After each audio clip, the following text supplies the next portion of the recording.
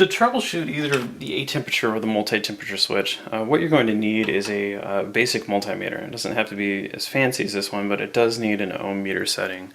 And what that does is it'll basically tell you the, it will read a resistance value. Using that, we can check to make sure that the switches are functioning, the individual switches are functioning, and that the resistors values are correct. So for the A temperature switch, what we'll do is remove the 2-pin harness, and we'll set our multimeter to the ohm meter setting, and basically we'll take one of these to one pin, one of these to the other pin, and that will give us a resistance value. So I'll go ahead and in the default on setting, it should be very low resistance because it's not running through a resistor.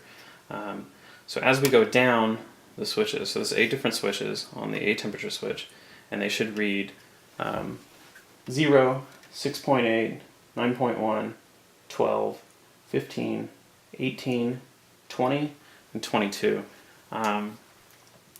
There is some variability in them, so you just want to make sure that they're approximately those values. So for example, we'll test the last switch on here.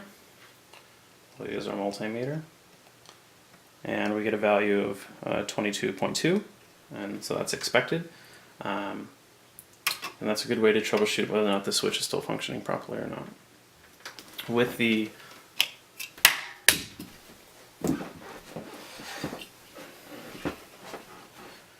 multi-temperature switch, same thing.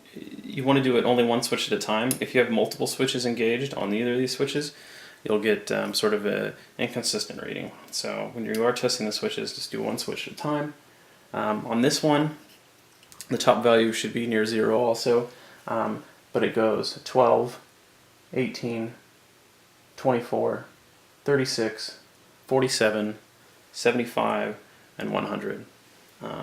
So if you have your switches in an on position and you're not reading the appropriate resistor value, let Octave know because your switch may be defective.